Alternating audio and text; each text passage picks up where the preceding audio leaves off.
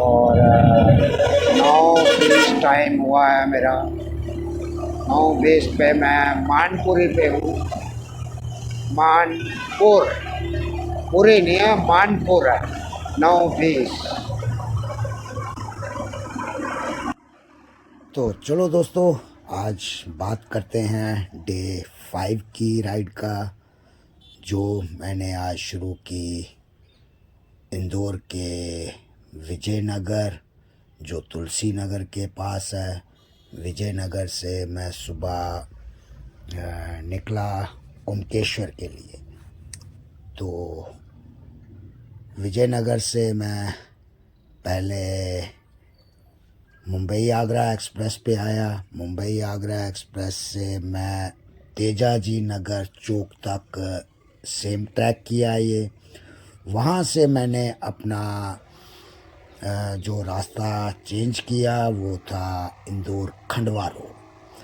तो खंडवा रोड से होते हुए मैं सिमरोल, भेरू घाट, भरवा, नर्मदा नदी को क्रॉस करते हुए ओमकारेश्वर वहाँ पहुँचा। ओमकारेश्वर में जाके गाड़ी को पार्क किया। पार्क करने के बाद वहाँ से पैदल जो मंदिर का रास्ता है वो हार्डली 500 मीटर है। उसके फ़ोटोग्राफ्स मैंने डाले हैं कि वो कितने किलोमीटर है। 2 घाट और हैं, मंदिर थे, घाट और मंदिर 2 हैं, वो 800 मीटर है। और ओमकेश्वर जी का टेम्पल इस चौक से 500 मीटर की दूरी, आप बड़े आराम से वहाँ पे जा सकते हैं। ओमकेश्वर के दर्शन करने के बाद मैं वहाँ नीचे घाट पे आया। घाट से मैंने किश्ती से नर्मदा नदी को क्रॉस किया। नर्मदा नदी को क्रॉस करने के बाद वहाँ पे एक मंदिर और था। मंदिर का नाम था मामलेश्वर। कहते हैं कि ओमकारेश्वर के दर्शन करने के बाद मामलेश्वर के दर्शन करना भी ज़रूरी है। तो इसलिए सोचा कि अगर आया हूँ तो यहाँ भी दर्शन कर लूँ, मगर वक्त की कमी के कारण पूरा नहीं देख सका। मंदिर के दर्शन किए, बाकी फ़ोटोग्राफ्स लिए और आगे पीछे कहीं ज़्यादा जाने का टाइम नहीं था कि वापस भी मुझे इंदौर जाना था। शाम का वक्त हो गया था। तो अभी तक मेरे आइडिया से 4-5 बजे का टाइम है। लास्ट वीडियो में मैंने टाइम का मेंशन किया हुआ है। सुबह से सिर्फ चाय और बिस्किट के सहारे, क्योंकि सफ़र तो इतना लंबा नहीं है ये, मगर मंदिरों में जाना वहाँ पे टाइम लगता है। तो इसलिए उस टाइम को एडजस्ट करने के लिए खाने की तरफ थोड़ा कम ध्यान देते हुए अपनी राइड को कंप्लीट करते हुए मैं आगे की तरफ मामलेश्वर के दर्शन करके मैंने अपनी बाइक को पार्किंग से लिया। पार्किंग से निकल के मैं बाहर एक चौक पे आया। वहाँ पे मुझे एक सज्जन मिले, आशीष जी। उन्होंने मुझे रास्ते के बारे में गाइड किया कि अब जो रास्ता था वो मेरा रास्ता हार्डली 10-12 किलोमीटर के बाद मैंने एक टर्न लेना है, वहाँ से मेरा रास्ता अलग हो जाएगा। जिस रास्ते से सुबह मैं आया था ये वो रास्ता नहीं, ये अलग रास्ता है। और नए एरियाज़ में घूमने के लिए आपको जो पब्लिक इन्फॉर्मेशन होती है, गूगल से भी पब्लिक इन्फॉर्मेशन इसलिए करेक्ट होती है, वो बिल्कुल सही बताते हैं। अगर उसको आपको और कंफर्म करना है तो आप एक के बजाय 2-3 आदमी या शख्स या कोई भी वहाँ के जो लोकल्स हैं उनसे बात कर लीजिए। वो आपको बिल्कुल 100% आपको सही गाइड करेंगे। मैंने भी यही तरीका अपनाया अपनी इस राइड में। उज्जैन के बाद मेरा फ़ोन बंद हो चुका था। मेरे पास कोई जीपीएस नहीं, कोई कनेक्टिविटी नहीं थी। मैं बस पब्लिक से ही पूछ के कि किस रास्ते पे जाना है, क्योंकि जब ये पहली दफ़ा मैंने ट्रैक किए थे तो तब और अब में ज़मीन आसमान का अंतर है। तब स्टेट रोड्स हुआ करती थी और हाईवेज़ नाम के हुआ करते थे, बहुत बुरी हालत हुआ करती थी। मगर अभी तो एक्सप्रेस बन गए हैं, और जब एक्सप्रेस हाईवे पे जब एक्सप्रेस बन जाता है तो जो आपकी निशानी होती हैं वो सब मिट जाती हैं। आपको माइलस्टोन्स नहीं दिखते, आपको एरिया नहीं दिखता, जैसा आपने पहले देखा होगा वो चीज़ें आपको नहीं मिलेंगी। इसीलिए आप पब्लिक से, किसी भी चौक में जाके पब्लिक से पूछ लीजिए, किसी शॉप से पूछ लीजिए, तो वो आपको करेक्ट बता देंगे। उसमें मैं जब उमकेश्वर से निकला तो मुझे रास्ते में अश्वनी जी मिले, उनसे अच्छी मुलाकात हुई, चाय पिलाई, बहुत अच्छा लगा कि बाहर से कोई आया हो तो कोई किसी की रिस्पेक्ट करे, तो हमें भी अच्छा लगा। उनको भी उन्होंने कहा सर ऐसे लोग बहुत कम होते हैं कि जो अकेले सोलो राइड कर रहे होते हैं विदाउट कम्युनिकेशन के। तो आजकल तो जीपीएस का सिस्टम है, लोग जीपीएस पे चलते हैं, मगर जीपीएस भी उनको कई दफ़ा गलत एरियाज़ में ले जाता है। तो इसीलिए मैं अपनी राइड्स पे मैक्सिमम विदाउट जीपीएस चलता हूँ। मैं सिर्फ एरियाज़ मार्क कर लेता हूँ, और जिस जगह मुझे 1% शंका हो कि यहाँ से शायद गलत ना हो तो मैं वहाँ पे गाड़ी को रोक के वहाँ से किसी से पूछ के कंफर्म करके आगे निकल जाता हूँ। उमकेश्वर चाय पीने के बाद वहाँ से मैं भरवा पहुँचा। भरवा से एक टर्न था लेफ्ट हैंड को, जो मांडलेश्वर रोड के नाम से जाना जाता है, और शायद इसका जो नंबर है वो नंबर है स्टेट हाईवे होगा, और स्टेट हाईवे ही मेरे आइडिया से होगा, क्योंकि इस माइलस्टोन पे ग्रीन कलर का है और ये नंबर था 38। मांडलेश्वर रोड से होते हुए मैं सीधा महेश्वर पहुंचा। महेश्वर मैंने दर्शन किए, माता के दर्शन किए। बहुत प्यारा मंदिर है, कभी आपको टाइम मिले तो ज़रूर आइए। कहते हैं कि इस मंदिर में जो जोत जल रही हैं, 11 जोत जल रही हैं, पंडित जी के द्वारा बताया गया कि ये 550 से 600 साल पुरानी जोतें ये जल रही हैं, और 11 जोत हैं। उन जोत का दर्शन करके आप भी तृप्त हो जाओगे। महेश्वरी से निकलने के बाद मैं अपना चौक पे आया। चौक से वहाँ कुछ सज्जन मिले, उनसे बात की, उनसे दोबारा रास्ता पूछा। 2 रास्ते उन्होंने मुझे बताए, तो दोनों में से मैंने तो अपने माइंड में सेट कर लिया था क्या था, मगर उनकी भी प्रायोरिटी यही थी कि सर आप यहाँ से 14 किलोमीटर दमनोद जाके वहाँ से आप मुंबई आगरा हाईवे पकड़ लीजिए और सीधा वो इंदौर की तरफ। तो ये मैंने अपने पहले ही दिमाग में लगा लिया था, क्योंकि बीच वाला भी हाईवे था, मगर कह रहे थे कि घाट है और मौसम ख़राब है, बारिश वारिश ना हो जाए, कोई प्रॉब्लम क्रिएट ना हो जाए, इसलिए आप हाईवे पे चलिए। हाईवे पे आपको अगर कोई प्रॉब्लम आती है तो आपकी प्रॉब्लम हल हो जाएगी। यहाँ से गाड़ियाँ थोड़ी कम जाती हैं। दमनोद से होते हुए मैं गुजरी, और गुजरी के बाद मानपुर से शायद मेरी जो राइड है वो 50 किलोमीटर की रही होगी अपने इंदौर तक की। और बहुत प्यारा रास्ता, लेट नाइट चलने के लिए जो 2 व्हील्स का एक आजकल ट्रेंड है कि लोग मैक्सिमम लोग जो राइडर्स हैं वो रात को ट्रैवल करना ज़्यादा पसंद करते हैं।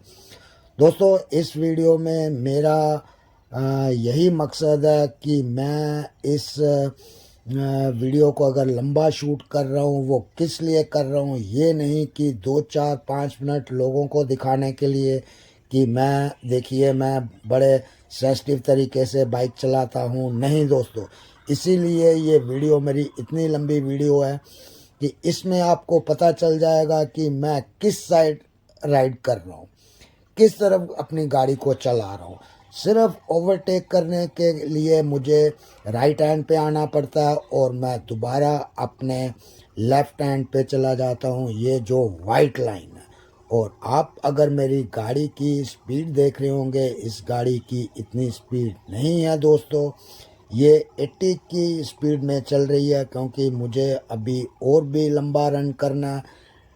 TVS रेडर 125 को मैंने 90 की स्पीड तक भी चलाया, मगर 90 की स्पीड पे चलाने पे इसको 2-4-5 किलोमीटर चलने के बाद गाड़ी मिस मारती है। अगर आप 80 की स्पीड पे इसको आप रखेंगे, और जो मेरा इस पे एक ट्रायल रन था 80 किलोमीटर स्पीड पे, मैंने इसको 10 किलोमीटर चलाया और गाड़ी ने कोई किसी किस्म की कोई प्रॉब्लम नहीं दी।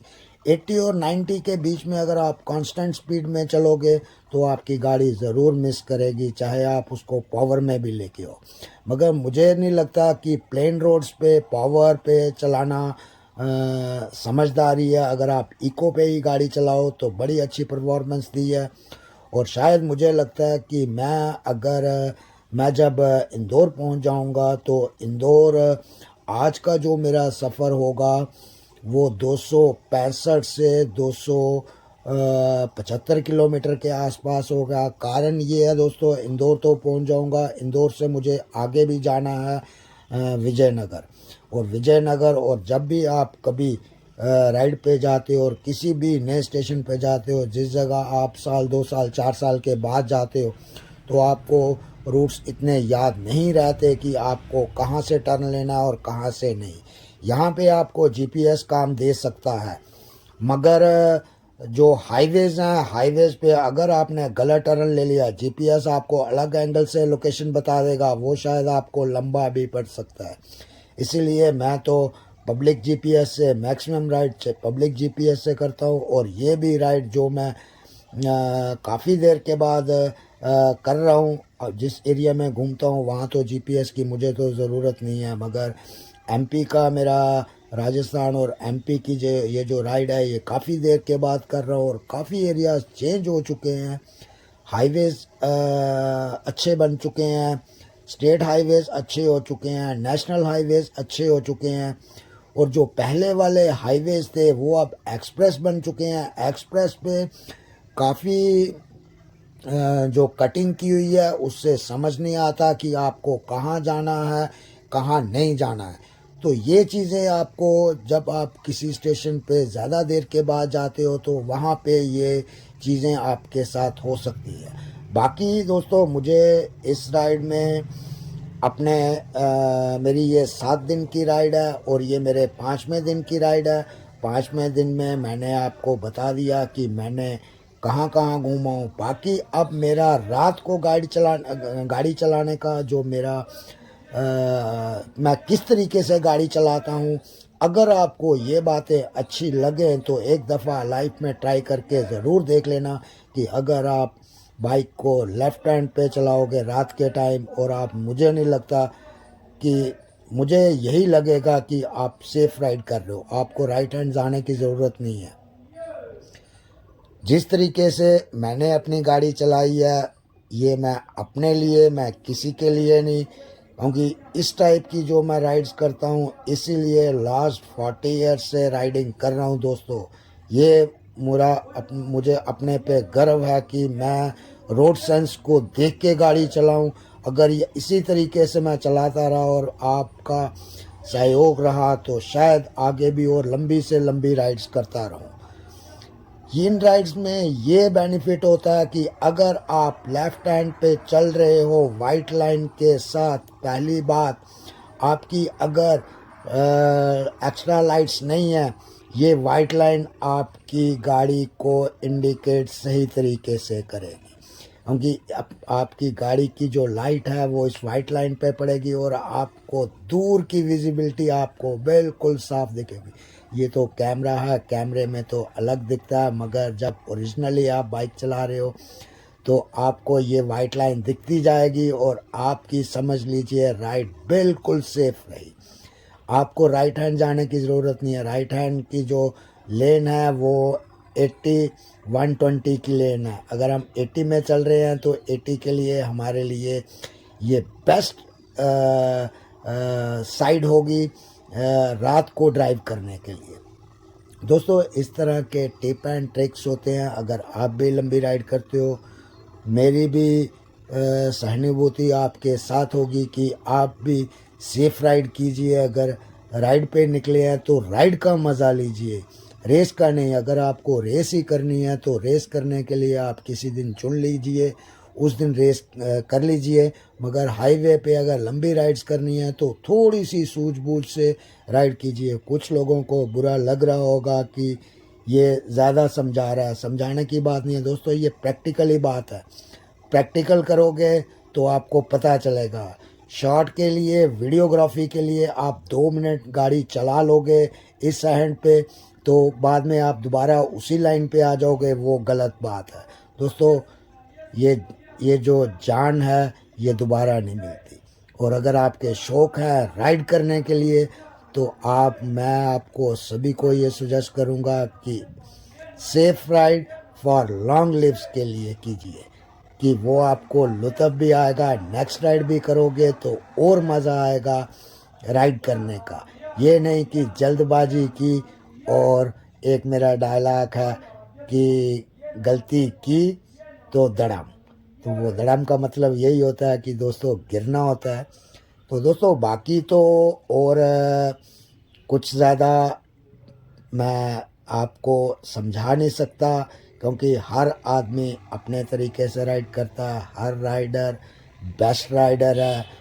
ये अपनी सोच है कि अगर मैंने लाइफ में कुछ किया है, 40 साल से राइडिंग कर रहा हूँ, तो ये टिप एंड ट्रिक्स मैं अपने बाकी राइडर्स को भी दूँ कि भाई वो भी अगर रात को राइड कर रहे हैं, तो अगर दिन को भी करें तो अच्छी बात है, इसी साइड करें। अगर रात को कर रहे हैं तो आपकी जो रोड की विजिबिलिटी है वो बहुत अच्छी हो जाए और आपको रास्ता रीड करने में मदद मिले। देखिए ये वाइट लाइन कितनी दूर तक मेरे को दिख रही है, इसका मतलब कि अगर कोई आदमी इस पे क्रॉस हो रहा है या कोई ऑब्स्टेकल है, मुझे दूर से दिख जाएगी। और शायद ये मेरा दोस्त मुझे जानता होगा या पहचानता होगा, या मेरा फ्लैग को पढ़ने की कोशिश कर रहे हैं। ये काफ़ी देर से मेरे साथ साथ चल रहे हैं और मैंने 1-2 दफ़ा इनको ओवरटेक भी किया है। तो शायद देख रहे होंगे कि कोई राइडर्स निकला हुआ है राइड के लिए, तो शायद मेरे फ्लैग पे पढ़ रहे होंगे कि कौन है, जम्मू की गाड़ी है। होता है कई दफ़ा हमें भी कोई मिलता है, किसी का फ्लैग लगा होता है या ब्रांडिंग हुई होती है, तो हम भी देखते हैं कि ये कौन है, कौन शख्स है, कहाँ पे जा रहा है, कहाँ से आया है। होता है जो जिनको ये थोड़ी सी नॉलेज होती है कि राइड्स कैसे होती हैं, ट्रैवल कैसे होता है, तो ये लोग इस तरह से करते हैं। तो बाकी दोस्तों बहुत मज़े में राइड रही। बाकी आपको मैंने पूरे दिन का ब्यौरा दे दिया है। और अब मैं आपको लेटेस्ट एक मेरी अगली वीडियो ज़रूर देखना। जो ये लोग वीडियोस देख रहे होंगे उसमें मैं नॉन स्टॉप इंदौर से जम्मू जा रहा हूँ। वो कल का दिन होगा, वो मेरा 6ठा और 7वां दिन होगा। मैं इंदौर से जम्मू, जो मेरा टारगेट है 1432, 1442, 1452, कुछ इस टाइप की रीडिंग्स जो गूगल पे मुझे आई हैं वो देखी हैं। और एक जगह 1520 किलोमीटर भी है और मैं इसको 28 घंटे के अंदर कवर करने जा रहा हूँ। बस आपकी दुआ चाहिए, आपका आशीर्वाद चाहिए और भोले शंकर का सहयोग चाहिए। अगर इन सभी का सहयोग रहा तो मैं ये राइड कंप्लीट कर लूँगा। तो देखता हूँ अब कल की 6ठे और 7वें दिन की राइड में क्या मैं अपने इस टारगेट को पूरा कर पाता हूँ। इसकी भी मैंने मैक्सिमम फुल वीडियोस बनाऊँगा, जिससे आपको पता चलेगा कि मैं कितने बजे किस जगह पे था।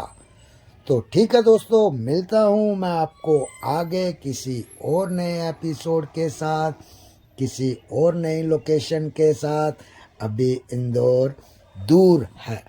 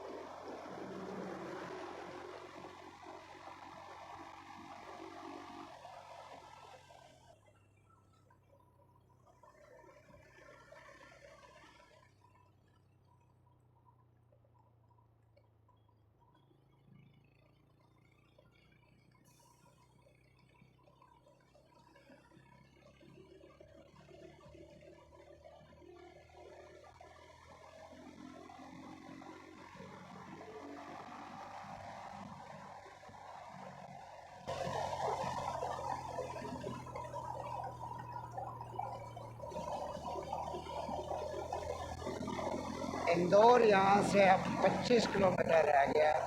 काफ़ी हाईवे यहाँ से भी ऊपर से क्रॉस हो रहे हैं।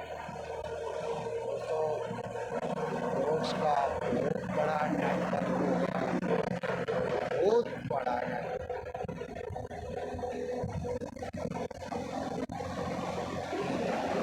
ये एक्सप्रेस जा रहा है, पता नहीं कितने ब्रिज मैंने इस 60 किलोमीटर के अंदर मैंने कवर किए हैं। कम से कम भी 2 इकट्ठे, 1, 3, 4 तो मुझे दिख गए।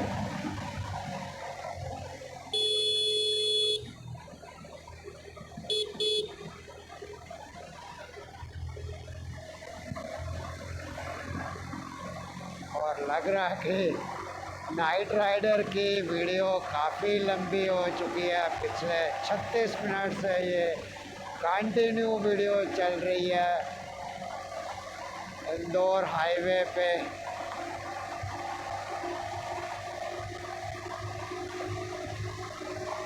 ध्यान नहीं रहा स्विच का, स्विच ऑन है या ऑफ है। तो अब बन रही है तो बनने दो, ये रात की वीडियो है दोस्तों। अभी देखा कि 38 मिनट से कंटिन्यू वीडियो चल रही है।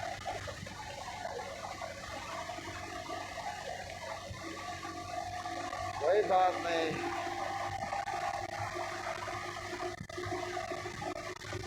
अब आप इस वीडियो को जब देखोगे तो खुद ही समझ पाओगे कि कौन सा हाईवे था, कैसे ट्रैवल कर रहा था, कितना दिन में ट्रैवल किया, किस किस गाड़ी ने क्या गलती की, वो सब इस वीडियो में अब कैप्चर हो चुका है। मैं सोच रहा था बंद है, मगर नहीं। अब ये एक स्टेशन आया मेरे आइडिया से। ये स्टेशन का नाम तो होटल माँ वैष्णो देवी। अब मुझे लग रहा है कि मैं चाय का एक कप पी लूँ।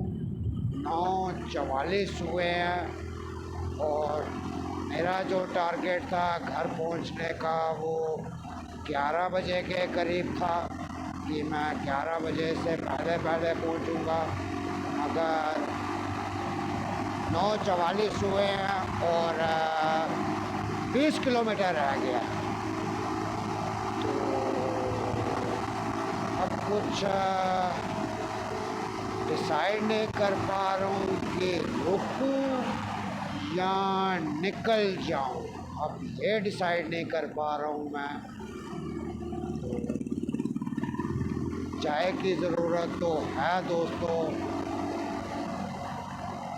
सफ़र है, सफ़र में चाय लग ही जाती है। अगर मूड बन गया तो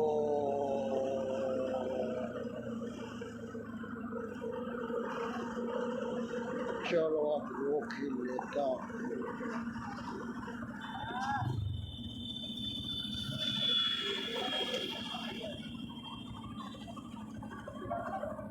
नौ 45 पे रुक रहा हूँ। 572 मेरी रीडिंग है इसमें। तो ये सामने एक रेस्टोरेंट है, फैमिली हॉल, शुद्ध शाकाहारी। और यहाँ पे सोच रहा हूँ 5 मिनट चाय पी के फिर आगे की यात्रा।